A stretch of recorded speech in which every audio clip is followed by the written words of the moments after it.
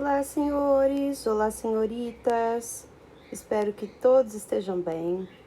Hoje eu chego aqui para mais uma aula sobre o arcadismo. Nós já fizemos a parte 1 deste vídeo, em que falamos com bastante detalhes sobre o contexto histórico, cultural, artístico. E agora nós vamos falar um pouquinho dos principais autores do arcadismo no Brasil e uma pinceladinha no arcadismo português. Bom, aqui no Brasil, pessoal, nós temos como um dos principais autores o Cláudio Manuel da Costa. É preciso ressaltar aqui, pessoal, que não só o Cláudio Manuel, mas a maior parte dos autores árcades tinham o que a gente chama de pseudônimo árcade. O pseudônimo árcade do Cláudio Manuel da Costa era Gloucester Saturnio, porque eles acabavam se sentindo melhor, mais no clima do arcadismo, assim, usando nomes de pastores da Grécia Antiga. Então ele usa o nome dele de Gloucester Saturnio. As obras que o Cláudio Manuel fez que mais se destacam são obras poéticas e Vila Rica. Ele produz diversos poemas, sonetos muito bonitos, né, dentro desse estilo árcade. Observem só aqui um que eu selecionei pra gente. Temei penhas. Destes penhascos fez a natureza o berço em que nasci. Ó, quem cuidara que entre penhas tão duras se criara uma alma terna, um peito sem dureza. Amor que vence os tigres por empresa, tomou logo render-me, e declara contra o meu coração guerra tão rara que não me foi bastante a fortaleza.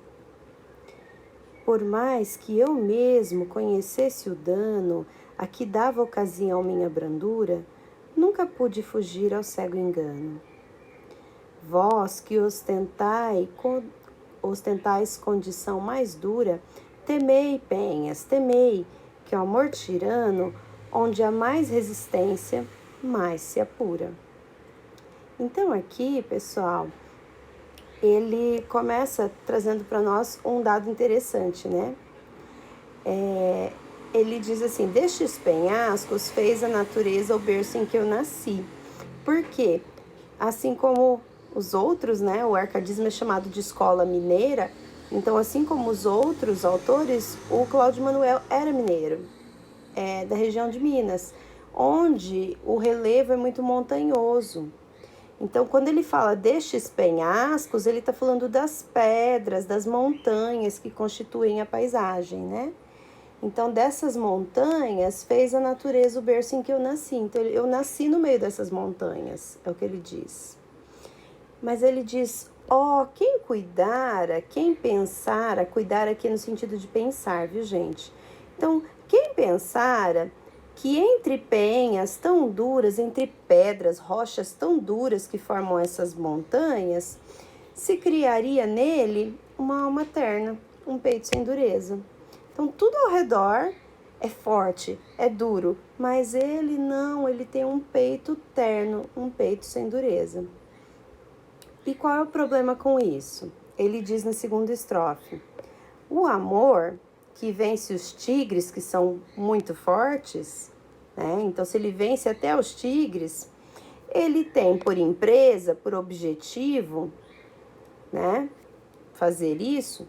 Então, se o amor que tem por objetivo vencer até os tigres, ele tomou logo render-me. O objetivo dele era logo vencer o eu lírico. E o amor declara contra o coração do eu lírico guerra tão rara que não me foi bastante a fortaleza. Ele diz que ele não teve força suficiente para aguentar e ele se rendeu ao amor, ele se apaixonou. Por mais que eu mesmo conhecesse o dano a que dava ocasião a minha brandura, então ele sabia que ser uma pessoa branda poderia lhe causar problemas. Mas ele diz, nunca pude fugir ao cego engano. Então ele nunca conseguiu fugir disso, ele nunca conseguiu ser diferente. Então, já que ele está sofrendo por amar, ele diz para as pedras da região onde ele mora, né? Vós que ostentais, né, que tem uma condição mais dura, temei pedras. Então, até vocês que são pedras, que são muito duras, tem que ter cuidado, tem que ter medo, porque o amor, ele é um tirano, ele gosta de judiar dos outros. Então, onde mais existe resistência, mais ele se apura. Então, quanto mais a gente resiste, mais o amor quer nos vencer. Então, ele é capaz de vencer até as pedras, até as rochas, né? Então, aqui ele vem falando um pouquinho da natureza do lugar onde ele viveu e de como ser uma pessoa branda, né, e não conseguir resistir ao amor, fez ele sofrer um pouquinho. Percebam que o sofrimento por amor aqui no arcadismo não é aquele sofrimento de morrer, não é aquele sofrimento exagerado. Tudo aqui, até o sofrimento amoroso, é manifesto com equilíbrio, tá? Nada de exagero.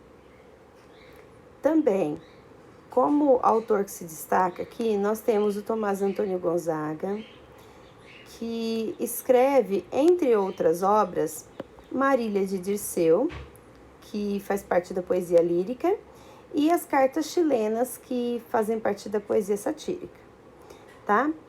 Em Marília de Dirceu, ele se coloca com o pseudônimo Arcade de Dirceu, e a musa do Dirceu é a Marília, tá? Então, em Marília de Dirceu, ele vai escrever diversas lírias, diversos poemas para sua amada, que é a Marília. Já nas cartas chilenas, ele vai usar o pseudônimo de Critilo, né? Que é o próprio Tomás Antônio Gonzaga. Ele vai mandar essas cartas aqui pro Doroteu, que é o Cláudio Manuel da Costa. Ele chama essas cartas de cartas chilenas, mas na verdade ele não está falando do Chile, ele está falando do Brasil. Então, cartas chilenas, na verdade, seriam cartas brasileiras. E quando ele fala de Santiago, no Chile, na verdade, ele está falando de Vila Rica. Ele critica o governador de Santiago, a quem ele chama de Fanfarrão Minésio, que, na verdade, era o governador de Vila Rica, que se chamava Luiz da Cunha Menezes. Então, pessoal, a gente tem que tomar cuidado porque há todo um paralelismo nas cartas chilenas, tá?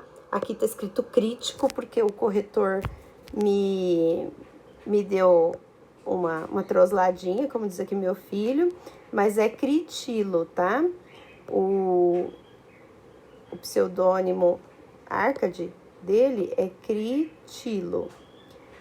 O Critilo escreve as cartas e manda pro Doroteu.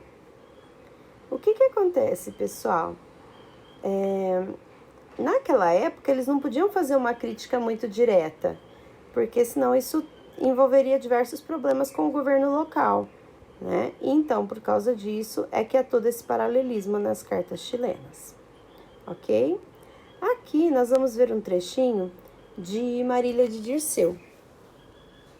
O eu lírico diz assim pra gente, olha: eu, Marília, não sou algum vaqueiro que viva de guardar alheio gado, de tosco trato, de expressões grosseiro, dos frios gelos e dos sóis queimado. Tenho o próprio casal, e nele assisto. Dá-me vinho, legume, fruta, azeite. Das brancas ovelhinhas tiro leite, e mais as finas lãs de que me visto. Graças, Marília Bela, graças à minha estrela. Então, ele começa dizendo aqui para nós, né? Eu não sou um vaqueiro qualquer, né? Algum vaqueiro aqui, não sou um vaqueiro qualquer. Uma pessoa que viva de guardar alheio gado. Então, ele diz que ele não é um trabalhador comum, um trabalhador braçal que vive para cuidar do que é dos outros, né? Ele diz, eu não sou uma pessoa de tosco trato, eu não sou uma pessoa rude, de expressões grosseiro, eu não tenho uma fisionomia grosseira, né? Eu não sou maltratado pelos frios gelos e nem tenho a pele queimada pelo sol.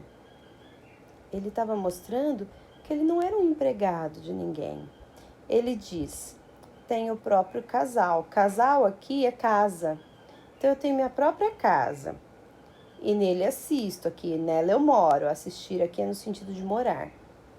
Então eu tenho minha casa própria, minha propriedade, eu moro nela.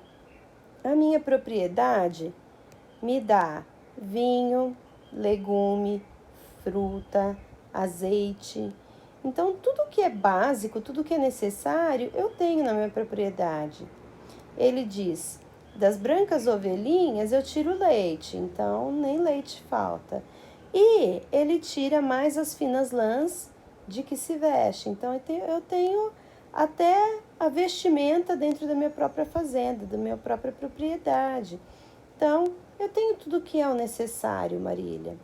Graças, minha bela, graças à minha estrela, né? O meu destino tem sido bom. Então ele está mostrando para ela que ele tem uma vida confortável. Ele não é rico, mas tem uma vida confortável. Ele não é, vamos dizer assim, qualquer pessoa. Ele é um bom partido. É o que ele está querendo mostrar para Marília. Aí ele continua, falando mais um pouquinho. Eu vi o meu semblante numa fonte, dos anos ainda não está cortado. Os pastores que habitam este monte respeitam o poder do meu cajado. Tá? Então ele fala para ela, olha, eu me olhei ali no rio, numa fonte, eu ainda não estou velho, meu rosto não está cortado pelos anos. Ou seja, ele não tinha rugas ainda, né, gente? Não tinha pés de galinha, o rapaz aqui era vaidoso. Então ele fala, olha, eu ainda sou jovem, ainda tô bonitão, Marília, ainda dou, né, um caldo. Ele fala, tem mais uma coisa, os pastores que moram aqui nesse monte respeitam o poder do meu cajado, quer dizer, eu sou uma pessoa respeitada, né? Então, eu sou um bom partido, Marília, olha para mim, por favor, né? Então ele fala de todas essas coisas que ele tem, mostrando, né, que ele não era qualquer um, que ele poderia oferecer para ela uma vida confortável. E aí ele diz, mas, tendo tantos dotes da aventura, só apreço lhes dou, gentil pastora. Depois que o teu afeto me segura, que queres do que tenho ser senhora? É bom, minha Marília, é bom ser dono de um rebanho que cubra monte e prado. Porém, gentil pastora, o teu agrado vale mais que um rebanho e mais que um trono. Graças, Marília Bela, graças à minha estrela.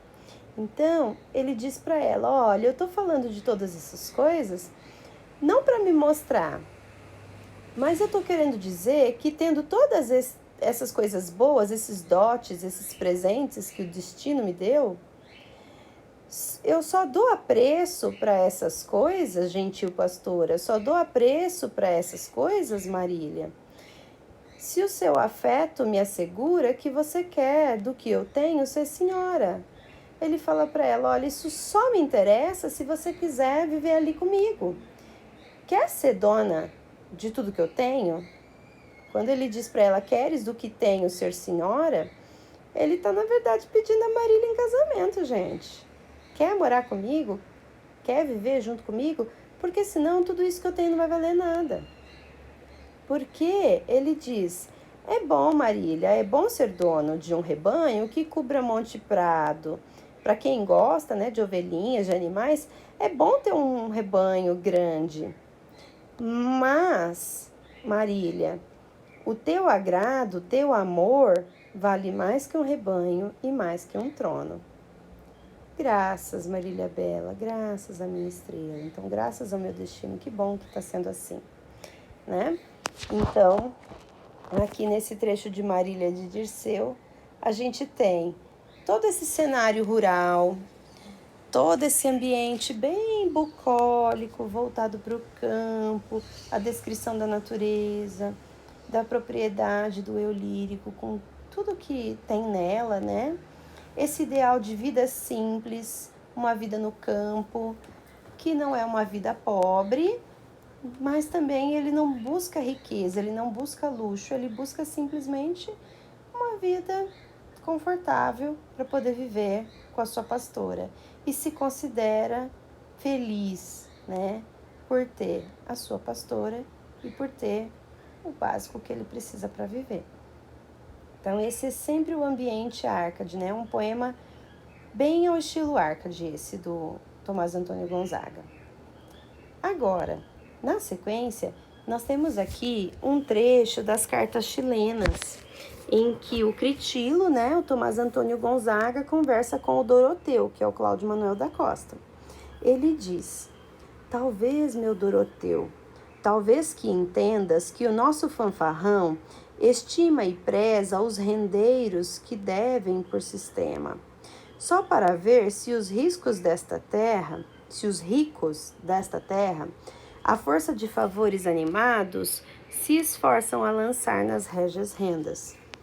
Amigo Doroteu, o nosso chefe, se faz alguma coisa, é só movido da loucura ou do sórdido interesse. Eu vou, prezado amigo, eu vou mostrar-te esta santa verdade com exemplos. Então aqui, nesse fragmento das cartas chilenas, o Critilo, né, o Tomás Antônio Gonzaga, fala para o Doroteu, para o Cláudio Manuel: olha, meu amigo, eu quero que você entenda o que eu estou falando a respeito do fanfarrão Minésio, né, do governador Luiz da Cunha Menezes. Esse nosso fanfarrão, esse nosso governador, ele estima e preza, ou seja, ele só valoriza os rendeiros que devem, que têm dívida por sistema. Ele só gosta daqueles que estão endividados. Por quê?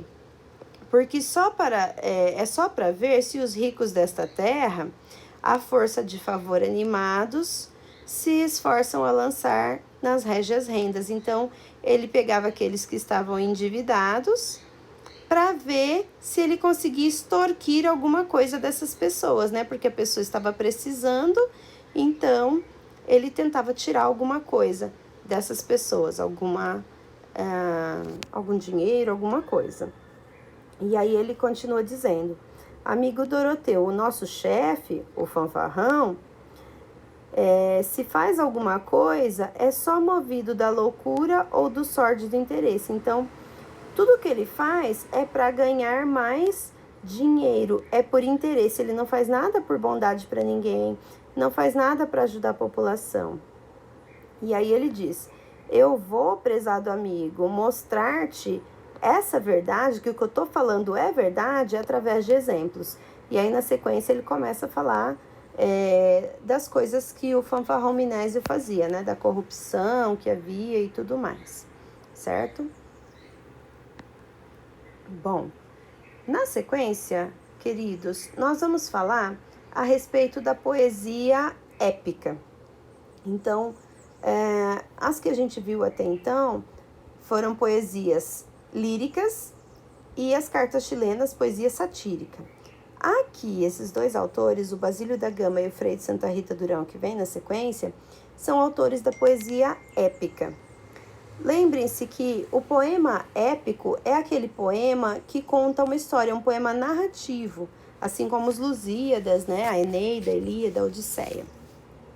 Então, o Basílio da Gama, ele assume o pseudônimo Árcade de Termindo Cipílio, tá?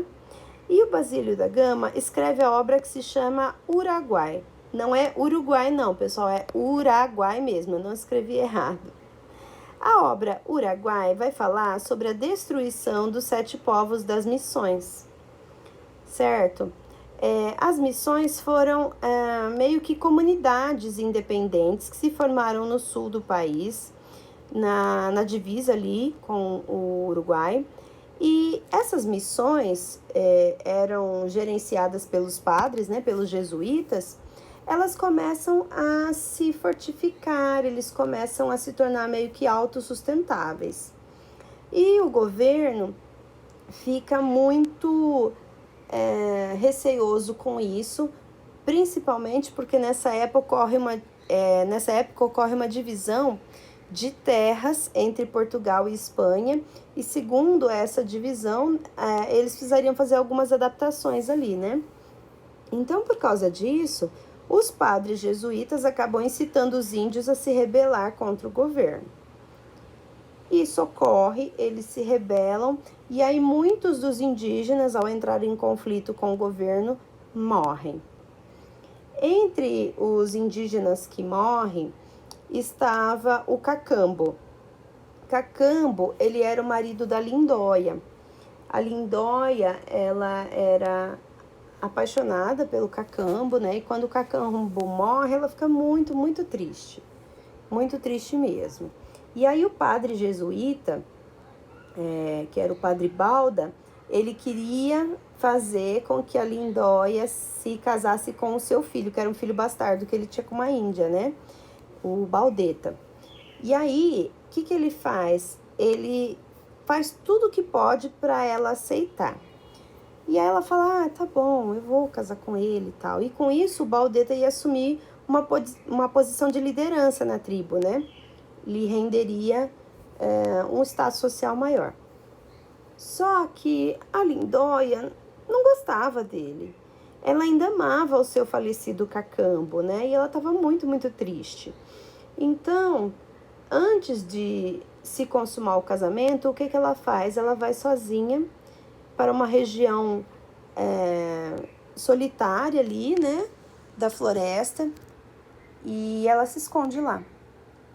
E aí o seu irmão, o Caitutu, começa a procurá-la. Ele a procura, faz com que ele tenta, né, procurá-la para fazer com que ela volte para a aldeia. Só que quando ele a encontra, a situação é bem diferente do que ele esperava. Observem só, o texto diz: um frio susto corre pelas veias de Caitutu, que deixa os seus no campo, e a irmã, por entre as sombras do arvoredo, busca com a vista, e treme de encontrá-la. Entram, enfim, na mais remota e interna parte do antigo bosque, escuro e negro, onde, ao pé de uma lapa cavernosa, cobre uma rouca fonte que murmura, curva latada de jasmins e rosas. Este lugar, delicioso e triste, cansada de viver, tinha escolhido para morrer a mísera Lindóia. Lá, reclinada, como que dormia, na branda relva e nas mimosas flores, tinha a face na mão e a mão no tronco. Num fúnebre cipreste se espalhava a melancólica sombra.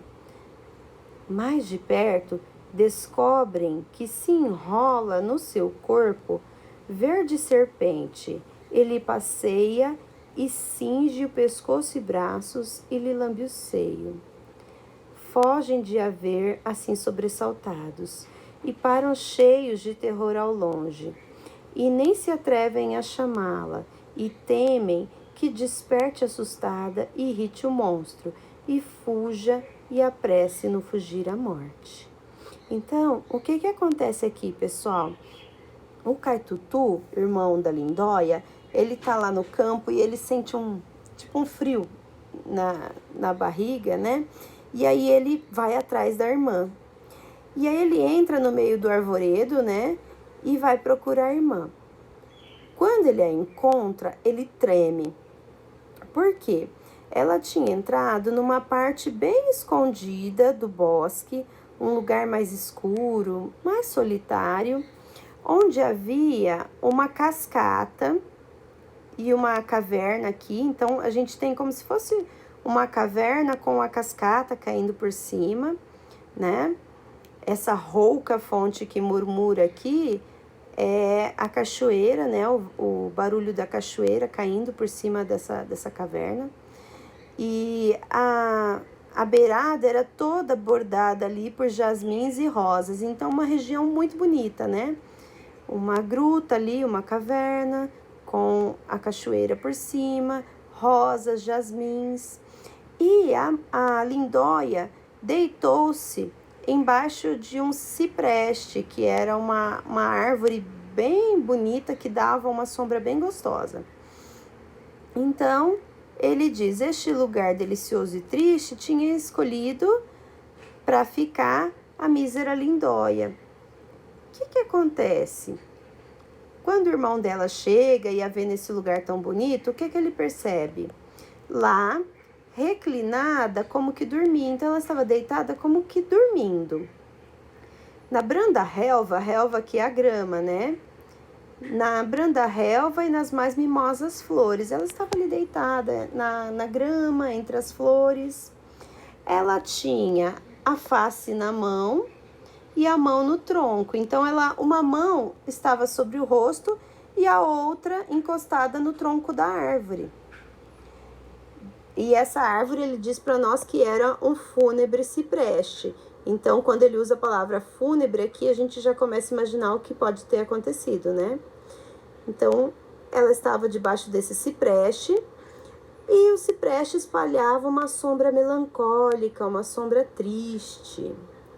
Aí, quando eles chegam mais perto, eles descobrem que estava enrolada no corpo da lindóia uma verde serpente. Então, tinha uma cobra enrolada no corpo da moça, e ele diz que a cobra passeava cingindo o pescoço e braço. Então, ela estava perto do pescoço e do braço da lindóia, né? Rente ao seio ali, perto do peito da moça. E aí ele diz que o irmão, né, foge de assim vê-la sobressaltado. Então ele e o companheiro que foram atrás da jovem ficam sobressaltados, cheios de temor, né? Porque o que eles têm medo? Eles têm medo de chamá-la e, ao despertar a moça se assustar e irritar a cobra, o monstro. E ela, tentando fugir da cobra, poderia apressar a morte. Então, observem o que acontece na sequência.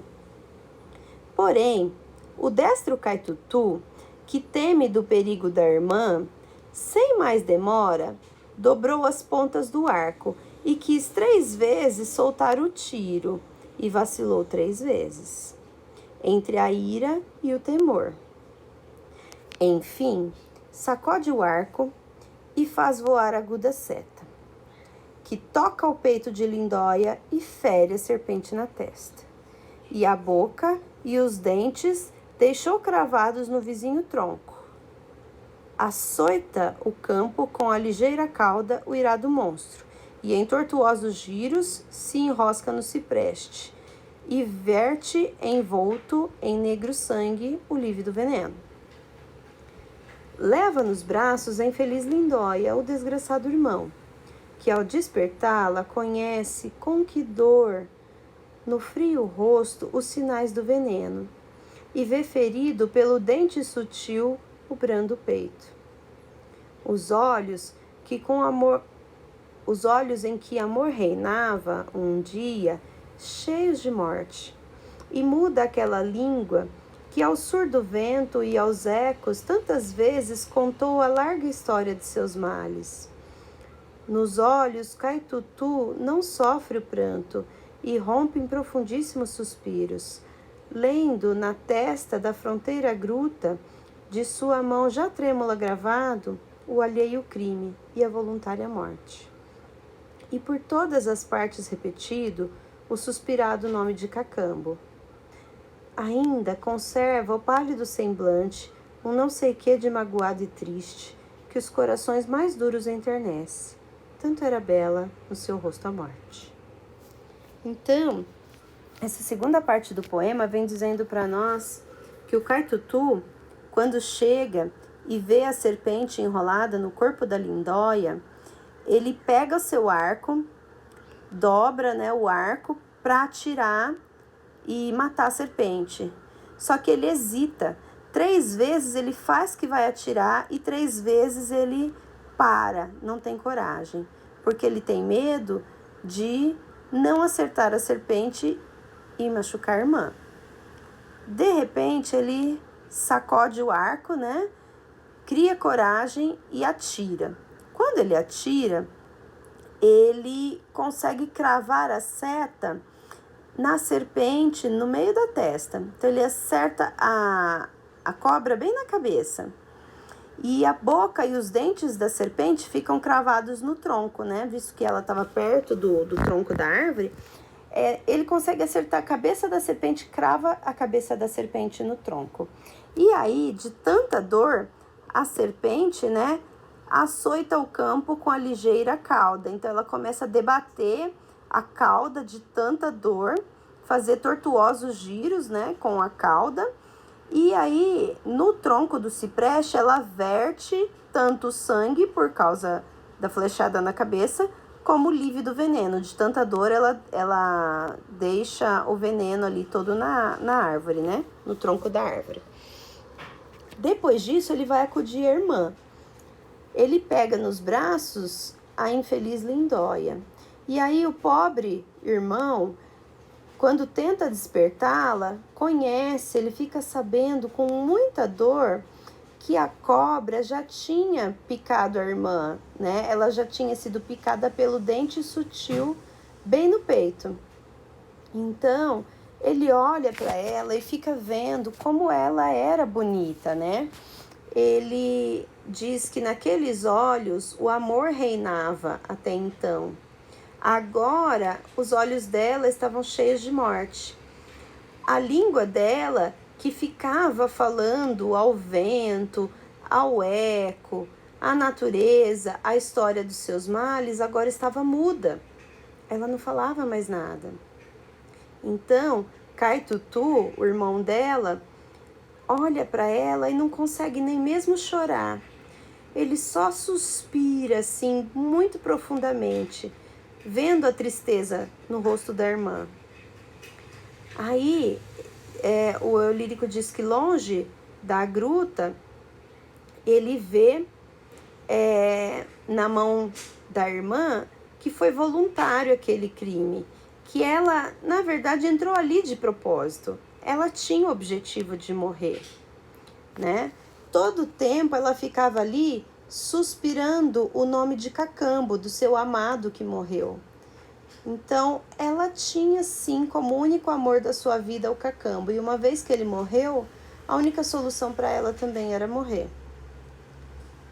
Ele olha para o rosto da irmã e percebe que ela ainda conservava a mesma beleza, só que o rosto estava mais pálido e tinha um ar magoado e triste, né? Que seria capaz de amolecer até os corações mais duros. Porque até a morte era bela no seu rosto. Então, mesmo morta, ela ainda conservava grande beleza, né? Então, gente, esse é o trecho, considerado o trecho mais bonito de Uruguai. Esse trecho é chamado de A Morte de Lindóia. E realmente é um trecho realmente muito, muito bonito mesmo, certo? Uma outra história trágica é a história de Caramuru. Essa poesia aqui, Caramuru, né, do Frei de Santa Rita Durão, percebam aqui, pessoal, que o Frei de Santa Rita Durão, não sei se por ser padre, não sei, mas ele não tem pseudônimo Arcade, tá? A gente só o chama de Frei de Santa Rita Durão mesmo. Não sei se era por causa disso, mas ele não tem pseudônimo. O que acontece? Ele escreve a obra chamada Caramuru. A expressão Caramuru significa o que cospe fogo. Essa obra vai falar sobre a vida lendária de Diogo Álvares Correia entre os índios aqui no Brasil. Essa obra, a gente vai perceber que ela segue o esquema clássico em 8ª rima, diferente da obra que a gente viu, o Uruguai, em que o Basílio da Gama não usa o esquema de 8ª rima, tá? Não usa. Aqui, o Frei de Santa Rita Durão vai usar o sistema igualzinho o Camões usava, né? 8ª rima e versos decassílabos. O que ele vai falar? Da história do Diogo Álvares Correia. Diogo Álvares era um navegante português que naufraga na costa brasileira, na região da Bahia, e fica perdido no meio dos índios. E daí, quando os indígenas veem aquele homem branco, né, uma coisa que eles nunca tinham visto, eles rodeiam ali o Diogo Álvares, E ele fica assustado, né, com aquela multidão de índios diante dele. E eles vão chegando mais perto. O Diogo Álvares pega a sua arma e atira para cima, para espantar os índios. Quando ele faz isso, os índios dizem que ele é o Caramuru, que ele é o que cospe fogo, e passam a tratá-lo como se fosse um deus. Então ele passa a levar uma vida de rei entre os índios, né? Pelo menos é o que diz a história. E daí, o Diogo Álvares Correia se apaixona pela Moema, uma índia muito, muito bonita. Começa a ter um romance com ela. As outras índias também ficavam paparicando o Diogo, né? Porque era uma beleza diferente e ele tinha o status ali de ser o Caramuru. O que acontece? O Diogo Álvares Correia, além de namorar a Moema, ele se engraça também com a Paraguaçu, que era a irmã da Moema. E aí a situação fica complicada. Chega um navio francês para abarcar ali, né? Ele chega ali e o Diogo pede para voltar para a Europa com eles, pede uma carona, né? Então eles dizem que sim, que tudo bem, que ele pode voltar. E aí quando ele vai, o que o Diogo faz? Em vez de levar a sua amada Moema, ele leva quem? A irmã dela, a Paraguaçu. Quando isso acontece, não só a Moema, mas todas as índias que amavam o Diogo saem nadando atrás do navio. E querem o Diogo de volta, né? Querem que ele fique com elas, enfim. Mas não é o que ele faz. Ele vai embora e leva Paraguaçu e abandona a Moema. E aí nós temos o episódio mais bonito de Caramuru, que é a morte de Moema. Observem só. O narrador diz pra gente: é fama então que a multidão formosa das damas que Diogo pretendiam, vendo avançar-se a nau na viundosa e que a esperança de o alcançar perdiam, entre as ondas com ânsia furiosa, nadando o esposo pelo mar seguiam. E nem tanta água que flutua vaga, o ardor que o peito tem banhando apaga.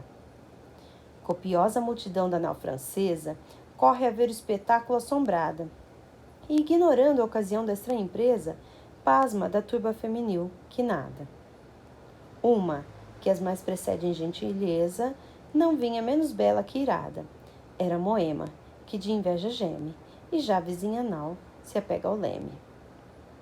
Então, o narrador descreve aqui a multidão de pessoas dentro do barco francês começa a ver nadar atrás do barco as damas que Diogo pretendiam, ou seja, as índias, né? As diversas indígenas começam a nadar atrás do barco onde estava o Diogo. E vendo avançar-se a nau, o navio, naquela viundosa, naquela água cheia de ondas, né? Algumas a esperança de alcançar o barco perdiam, porque o mar estava muito bravo, né? As ondas vinham com ânsia furiosa.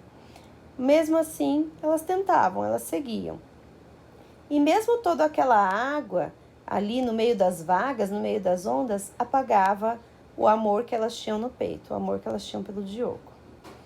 Aí as pessoas no barco, uma grande multidão, copiosa é grande, né?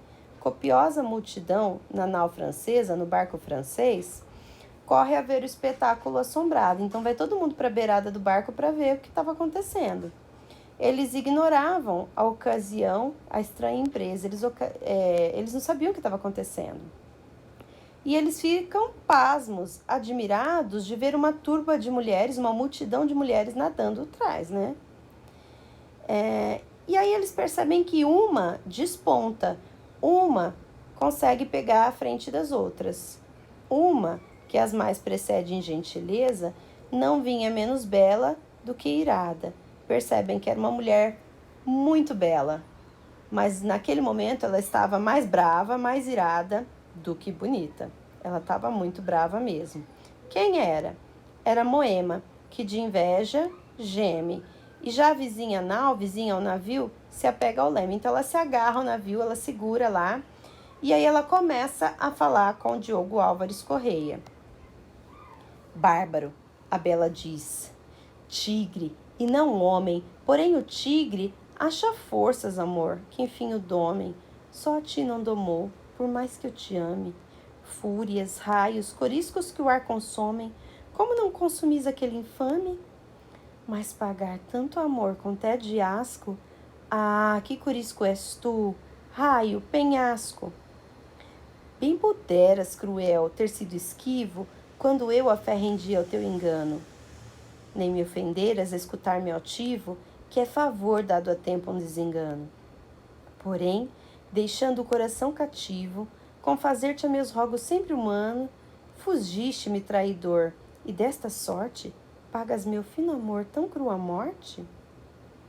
Então ela diz, bárbaro, né? Ela chama o Diogo de bárbaro, tigre e não homem. Ela diz que um tigre, por mais que ruja, que brame, ele é vencido pelo amor, ele é domado pelo amor. Mas o amor não domou o Diogo, por mais que ela o amasse, né? E aí ela fica brava e o xinga, né? Fúrias, raios, coriscos que o ar consomem. Corisco aqui são os raios, né?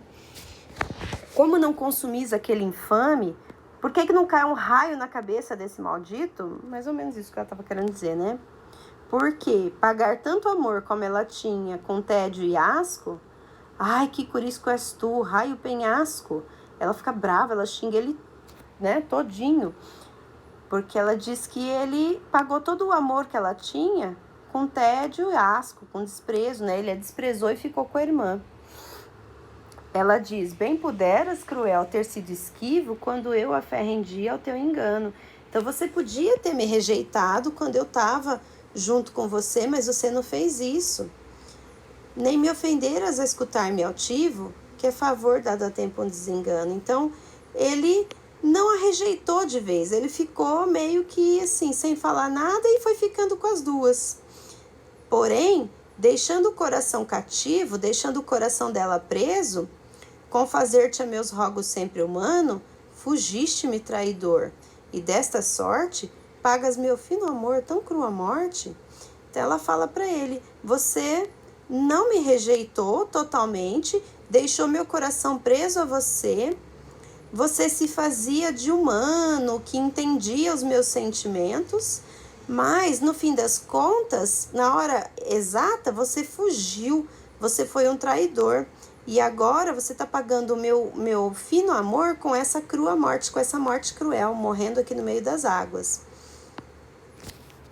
E tão dura ingratidão menos sentira, e esse fado cruel doce me fora, se o meu despeito triunfar não vira, essa indigna, essa infame, essa traidora, por serva, por escrava te seguira.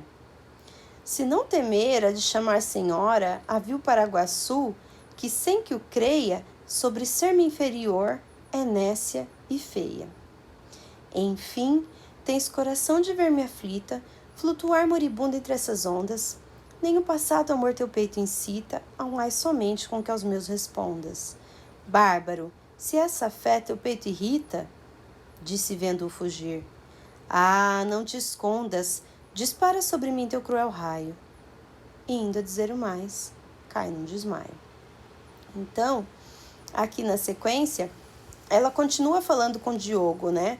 Ela diz que ela não sentiria tamanha ingratidão e esse destino terrível não seria tão cruel se ela não visse indo embora junto com ele a irmã dela, que ela diz, essa indigna, essa infame, essa traidora, que por serva, por escrava te seguira. Então ela diz que a Paraguaçu foi com ele porque ela era uma serva, uma escrava que fazia tudo o que ele queria, né? Mas que, na verdade, ele estava chamando de senhora a Paraguaçu, mas ela não era tudo isso não, que no fim das contas, ela era inferior a Moema, era nécia e feia. Então, além de xingar o Diogo, ela xinga também a irmã aqui, né? Chamando a irmã também de traidora, porque ela sabia que a Moema gostava do Diogo. E aí ela diz para ele, enfim, Você tem coração de me ver aqui aflita, flutuar moribunda entre essas ondas, morrer aqui no meio dessas ondas no mar? E nem o amor do passado incita o teu peito, né? Nem o amor que a gente teve no passado faz o teu peito amolecer. Há um ai somente com que aos meus respondas. Você não tá nem aí para mim, você não liga pro que eu estou sofrendo. E aí ele pega e foge, né? Da beirada do navio. Ela diz, bárbaro, se essa fé o teu peito irrita, se você tá achando ruim, não te escondas. Dispara sobre mim teu cruel raio. Você quer acabar com essa história de uma vez? Atira em mim, né? Porque ela sabia que ele tinha arma. Atira em mim. E indo a dizer o mais, cai num desmaio. Ela não consegue mais se segurar ali no navio e ela é engolida pelas ondas. Perde o lume dos olhos, pasma e treme, pálida cor, o aspecto moribundo, a mão já sem vigor soltando o leme, entre as salsas e escumas desce ao fundo. Mas na onda do mar que irado freme, torna a aparecer desde profundo. Diogo cruel, disse com mágoa, e sem mais vista ser, sorveu-se na água. Choraram da baía as ninfas belas que nadando a Moema acompanhavam, e vendo que sem dor navegam delas, a branca praia com furor tornavam. Nem pôde o claro herói sem pena vê-las, com tantas provas que de amor lhe davam, nem mais lembrar o nome de Moema, sem que a amante chore ou grato gema. Bom, e aí? O Diogo Álvares Correia vê que ela afundou, né? E aí o narrador assume novamente aqui o seu posto. O narrador diz que ela perdeu o lume dos olhos, né? Pasma e treme, então ela começa a tremer, não consegue mais se segurar e ela é engolida pelas águas. Entre as salsas escumas desce ao fundo, né? Aqui entre as espumas das ondas, né? Ela é engolida, ela vai para o fundo. E aí, num último momento de dor, ela volta à superfície e diz, ela torna a aparecer desde profundo, né? Ela volta à superfície mais uma vez e diz, Diogo cruel. Então, é o que ela diz com mágoa, e aí, sem mais vista ser, sorveu-se na água. Então, ela é engolida de vez pelas ondas, e aí ela não é mais vista. As outras moças, as outras indígenas que estavam ali também nadando atrás do barco, choraram, vendo a amiga, né, ser engolida pelas águas e vendo que ninguém se apiedava delas, que o navio não ia parar, a branca praia com furor tornavam. Então elas voltam à praia, né, porque sabiam que ninguém ia parar. E aí, nem pôde o claro herói, o branco, né, o homem branco, Diogo Álvares, sem pena vê-las, então ele ficou com pena delas, com tantas provas que de amor lhe davam, por tantas provas de amor que elas davam a ele. E depois, quando ele lembrava o nome de Moema, ele não conseguia mais lembrar o nome de Moema sem chorar ou sem gemer. Tamanha dor de consciência que ele ficou, não é? Então, pessoal, aqui a gente finaliza o panorama do arcadismo no Brasil. Agora, em Portugal, nós temos também um autor que se destaca, que é o Manuel Maria do Bocage. O Bocage tem o pseudônimo Arcade de Eumano Sadino. Se a gente for inverter as sílabas aqui de Eumano, daria Manoel, né? Fazendo referência ao nome dele, que é Manuel. Ele tem vários poemas conhecidos, pessoal, vários mesmo, muito bonitos, mas aqui que se destacam, que muita gente conhece, Morte, Juízo, Inferno e Paraíso, Meu Ser Evaporei na Lida Insana, também muito bonito, Marília, Os Teus Olhos Buliçosos, Ó Retrato da Morte, Ó Noite Amiga, Já Bocage Não Sou, A Cova Escura. São os primeiros versos, tá? Porque ele usa muito soneto, e aí o primeiro verso sempre é o nome do poema. Geralmente, né? É o nome do poema, na verdade. O que acontece? Entre esses poemas do Bocage, alguns deles trazem o amor mais de uma forma mais sofrida, falando a respeito da morte, que sem o amor é melhor morrer. E essa característica, gente, faz com que o Bocage seja visto como pré-romântico, tá? Então, embora alguns poemas dele tenham aquela tranquilidade do arcadismo, daquele amor sem sofrimento, alguns poemas dele trazem sim essa ideia de amor que é fonte de sofrimento, amor que não sendo realizado é melhor levar à morte, e por causa disso ele é considerado pré-romântico, tá? Porque já é uma característica do romantismo que a gente vai ver depois. Aqui, esse primeiro poema do Bocage é um poema bem arcade, tá? Com características bem arcades. Ele diz: Marília, nos teus olhos buliçosos, os amores gentis seu facho acendem. A teus lábios voando, os ares fendem, terníssimos desejos sequiosos. Teus cabelos, sutis e luminosos, mil vistas cegam, mil vontades prendem. E em arte de Minerva se não rendem teus alvos curtos dedos melindrosos. Resiste em teus costumes a candura, mora a firmeza no teu peito amante. A razão nos teus risos se mistura. És dos céus o composto mais brilhante. Deram-se as mãos virtude e formosura para criar a tua alma e o teu semblante.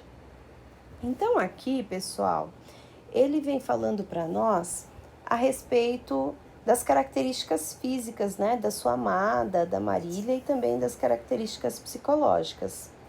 Ele fala que a Marília tem uns olhos buliçosos, uns olhos agitados que não param. Os olhos agitados da Marília são capazes de acender o facho do amor. Então, acende o fogo do amor, né? Quando ele usa amor aqui com letra maiúscula, pode se referir ao Cupido, né? Que é um ser mitológico. Por isso está com letra maiúscula. Então, ele diz que os olhos da Marília acendem a chama do amor, que os lábios dela partem os ares em ternos desejos sequiosos, né? É capaz de partir os ares, deixando qualquer pessoa sedenta de amor. Teus cabelos, agora ele fala dos cabelos, são sutis e luminosos, mil vistas cegam, mil vontades prendem. Então, os belos cabelos da Marília são capazes de cegar, de prender qualquer pessoa junto a ela. E aí ele diz que em arte de Minerva foram feitos os dedos melindrosos de Marília, né? Que os dedos dela são alvos, branquinhos e curtos. Então ele diz que a mão dela é muito bonita, com dedos branquinhos, curtos e melindrosos. Ele diz também que ela tem características atraentes não só em sentido físico, mas também em sentido psicológico.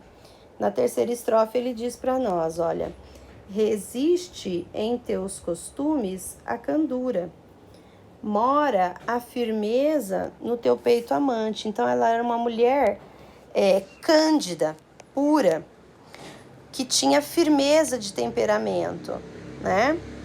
A razão com os teus risos se mistura.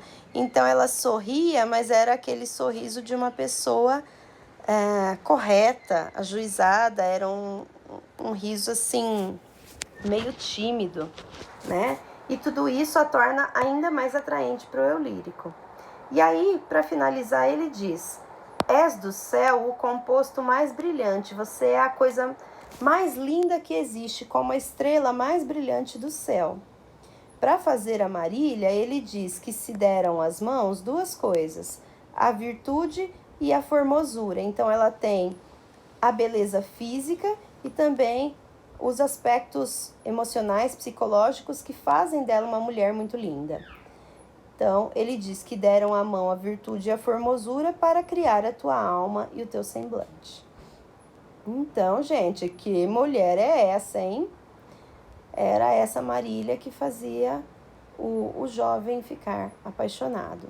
Percebam que é um poema bem arcade, fazendo referência aos seres da mitologia, citando o nome da sua amada pastora, falando dos aspectos físicos e psicológicos dela, muitas vezes associando aos elementos da natureza, certo? Então é um poema bem Arcade. O uso do soneto também é uma coisa muito comum, né, no arcadismo, e é uma escolha muito comum do Bocage, tá? Os autores do Brasil já não seguem com tanta firmeza assim o soneto. O Bocage usa muito, muito mesmo. Aqui, esse outro poema, Morte, Juízo, Inferno e Paraíso, já é um poema que a gente pode considerar pré-romântico.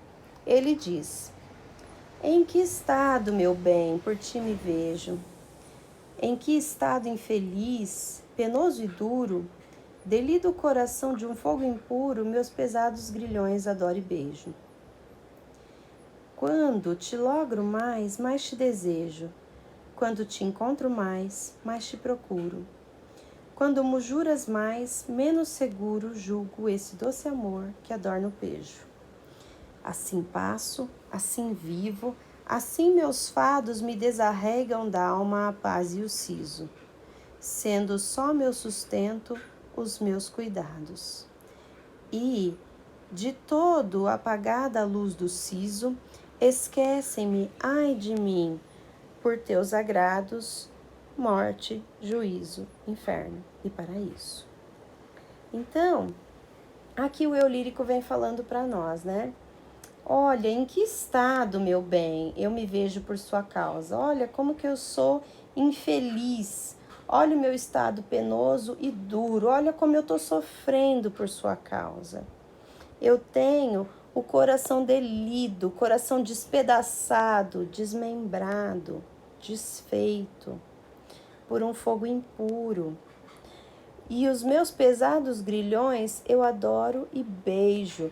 Ele está preso a ela com o coração despedaçado por causa desse amor, só que ele prefere viver assim, preso a ela. Ele diz que os grilhões aqui, pessoal, são aquelas correntes que eles usavam para atar os escravos, sabe? Como uma algema que tem uma corrente que geralmente vem no pescoço e às vezes até nos pés. Então, ele fala aqui para nós que ele está preso a ela, que ele sofre, que o coração dele está despedaçado, mas ele quer continuar preso a ela. Ele não vê outra saída. Ele diz: quanto te logro mais, mais te desejo. Quanto mais eu te tenho, lograr aqui é no sentido de ganho, de lucro, né? Então, quanto mais eu te tenho, mais ele fica perto dela, mais ele a deseja. Quando eu te encontro mais eu te procuro. Então, quanto mais ele a vê, mais ele quer estar perto dela. Quando mujuras mais, menos seguro julga esse doce amor. Então, por mais que ela diga para ele que o ama, menos seguro ele se sente do amor dela, né? Porque é um amor que adorna o pejo, é um amor meio tímido, o que ela demonstra por ele. Então, mesmo ela dizendo que o ama, ele ainda assim se sente inseguro, sente ciúmes e fica sofrendo por causa dessa mulher amada, né?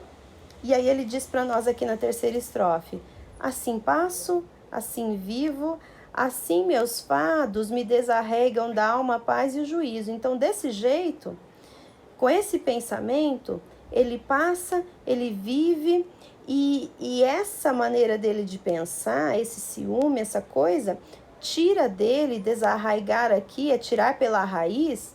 Então, esse sentimento tira dele a paz e a razão, o juízo, né? Ele não tem mais, aqui não é riso não, viu gente, é siso. Tira dele a paz e o siso, tira dele a paz e a razão, o juízo. Ele não consegue mais achar que ela o ama. Ele vive ali sofrendo por ela. Esse sentimento, esse ciúme, de todo apaga a luz do siso. Então, apaga toda a razão que ele deveria ter ao olhar para ela, para esse amor. E o que faz? Esquecem-me, ai de mim, por teus agrados, morte, juízo, inferno e paraíso. Então, ao sentir esse amor, E ao sentir esse ciúme, não saber se ele realmente é amado por ela, ele se sente fora do juízo, fora da razão, e ele vive ao mesmo tempo morte, juízo, inferno e paraíso. Porque amá-la é bom, como se fosse o paraíso, mas por outro lado, ele vive um inferno de não ter certeza desse amor, ele quer morrer se não tiver esse amor, e juízo é aquilo que ele perde, né? Quando ele se sente assim, ciumado, doido de amor, certo? Esse é um poema já pré-romântico. Agora, resumindo, quais são as características desses autores do arcadismo? Quanto à forma, pessoal, a gente vai encontrar um vocabulário bastante simples, tá? Diferente do vocabulário preciosista que a gente encontrava no Barroco. Também, eles vão usar, na maioria das vezes, a ordem direta, tá? Eles gostam muito da ordem direta e a simplicidade na linguagem, nada de palavras diferentes, palavras muito eruditas. Não, a linguagem é bem mais simples que a linguagem barroca. Também nós vamos ter aqui a ausência quase que total de figuras de linguagem. Então, eles não vão usar muitas figuras de linguagem, muitas metáforas para descrever o amor, para descrever a amada. Não, a linguagem é bem simples e o máximo que eles vão fazer aqui é associar a amada a elementos da natureza para mostrar a beleza de ambas, tá? Eles, de maneira geral, têm preferência pelo soneto, tá? E pelo verso decassílabo. Então, quando eles escolhem uma forma fixa, muitas vezes é o soneto, e quando eles escolhem a métrica, o verso geralmente é decassílabo. Mas isso, como eu disse, não é sempre, tá, pessoal? O próprio Tomás Antônio Gonzaga, ele não usa o soneto, ele usa a lira, por exemplo. Além disso, os versos, por causa dessa simplicidade, muitas vezes os versos são brancos. Verso branco é sem rima, então não é toda vez que a gente vai ter rima. Às vezes tem, às vezes não tem. E uma característica bem marcante aqui, muito importante, é o predomínio da lógica, tá? Então a lógica é muito importante. Agora, qual é o conteúdo, o assunto desses poemas? Geralmente eles mostram a imitação da natureza, tá? Falam muito da natureza, que pode ser tanto a natureza humana como a paisagem. Então tem muitos poemas descrevendo a paisagem e alguns deles também vão falar dos sentimentos da natureza humana. De maneira geral, a gente tem o predomínio do bucolismo, que é um desejo de vida simples, mas feliz no campo, tá? É uma vida tendo aquilo que é o necessário, sem grandes aspirações materiais, né? Um certo aconchego, mas não desejo de riqueza, não desejo de luxo. É uma vida simples e feliz no campo, tá? E eles tinham como modelo a vida pastoril, então na maioria das vezes eles vão se colocar como pastores, falando com a sua amada pastora. E vivem em contato com a natureza. Esse é o cenário que a gente vai ter, assim, em 90% das obras, tá? Além disso, eles vão usar esses falsos nomes de pastores, né?